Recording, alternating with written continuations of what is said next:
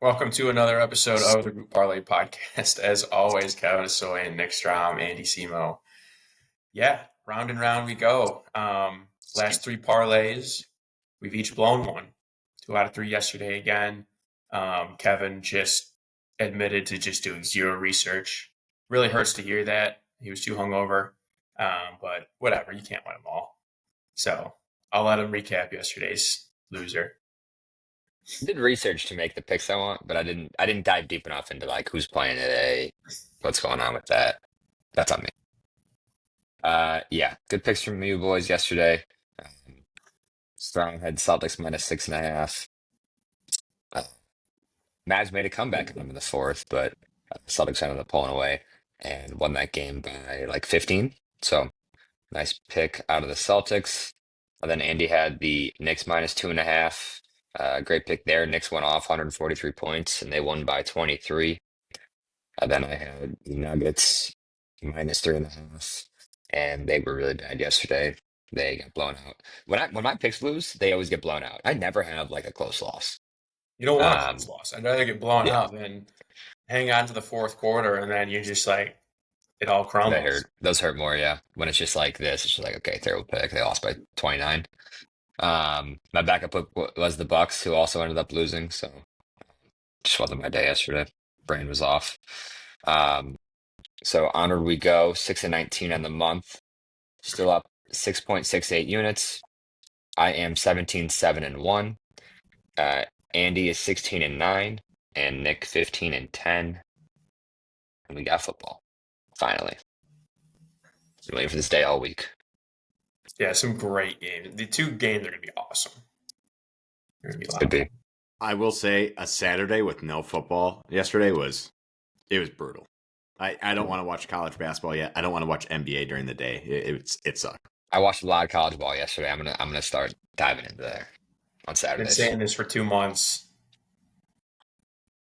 but you know, Hey, It's we time. got a full week of no football next week, so that's right. we gotta buckle up. We got to lock in, which we have Yeah. been. NBA has been very good to us. We're starting to come around on NHL a little bit. So, and then if you throw in college basketball, it'd be pretty good. So, but let's get into the picks today. We're sticking to football. Everyone's going football. So, Strom, kick us off. Yep, I'm the only one going with the line here. I'm going Eagles -4.5 at home against the Commanders. I've been fading the Commanders all year. It has not been going well, and I'm not going to stop now because I still don't see a rookie quarterback leading this Commanders team to the Super Bowl. I think this is a ground and pound game here for the Eagles. I think the Eagles are going to run the ball all over this Commanders defense. We kind of seem to forget that Jahmyr Gibbs ran for 7 yards a carry last week against the Lions or against the Commanders. So I think Saquon's going to do very much the same here in their first two meetings this year. Saquon went for 150 and 146. And this Eagles defense is also elite. They're number one in yards against in the league. They really shouldn't have won the second matchup this year because Kenny Pickett played. Jalen Hurts got hurt. I think the Eagles are going to pound them on the ground. The rush defense is really bad, so I would that Saquon's line is like the highest any line's ever been. It's like 120 something. I like it. I mean, And the Eagles are just so solid all around. They're And the so solid. Commanders' best offensive lineman got hurt last week, not playing this week. I think he's out for the year. So get after the rookie quarterback. Get some pressure on him. Yeah. Yep. I dig it. All right, Kev, we'll stick with the same game. Go ahead. Yep, same game. I'm going Dallas Goedert over 40 receiving yards. He's hit 47 plus in his last 4 home games. And in his playoff career, he averages over 50 yards per game. When you look at his most recent games, when he misses this number, he's all over it. If you look at his last, call it 7-8, back half of the season, he was really active for them, especially with, it's been kind of weird with Hurts banged up. So I don't think he's going to be rushing as much. He's going to have to be a pocket passer. It seems like that ankle's pretty banged up for him.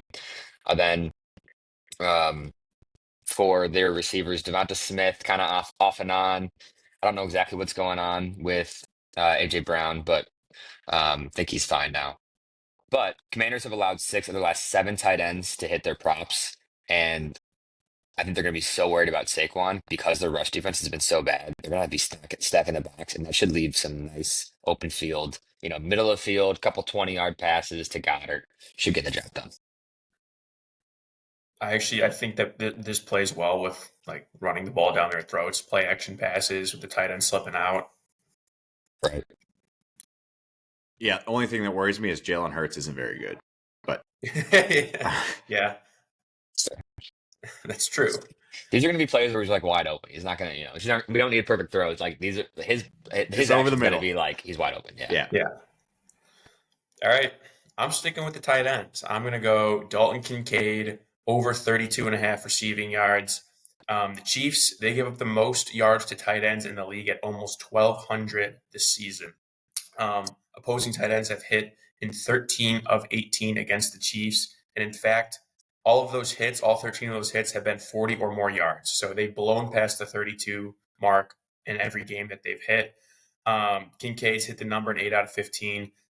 In their first matchup, he did not play, but Dawson Knox did have 40. So the Chiefs, they're not very good against the tight end. Also, I think, these are two decent defenses, but they're also the two most creative quarterbacks in the league.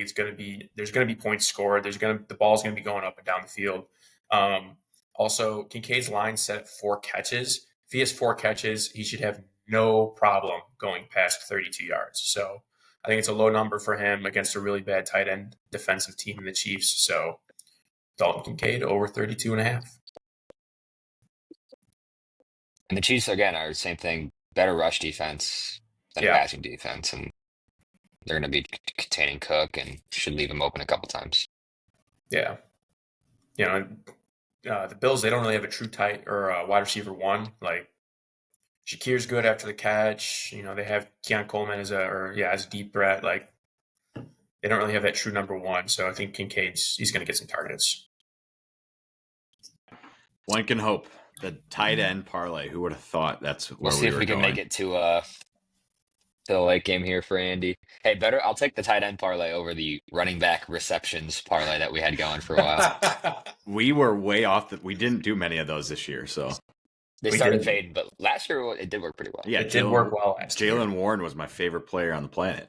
Yeah, you did a lot of Jaylen Warren props. So okay, so to recap the picks, Dallas Goedert 40+ receiving yards at -130, Dalton Kincaid over 32.5 receiving yards at -114, and then Eagles -4.5 at -144 comes out to +463 for today's parlay. Pretty nice one. Let's get to the late game. That's all we can ask for. That's the key. Get to the late game. It'll be much more fun. Let's do that. That's right. Who we got in the Chiefs game? Chiefs Bills. I want the Bills, but it's hard to bet against the Chiefs at home. You got to bet against the refs too. Like, it's tough. Although I saw the refs for the Chiefs game, Chiefs are only 5-6 straight up with this crew, so it'll be interesting. We'll see how it goes. They definitely purposely brought in that crew for the narrative. Make sure there's no rough narrative. 100%. I just want to see the Bills fans get a Super Bowl. It'd be so cool. I'm rooting heavy for the Bills. Yeah. I got futures on them too. Love it. All right, boys. Let's get it. Let's go.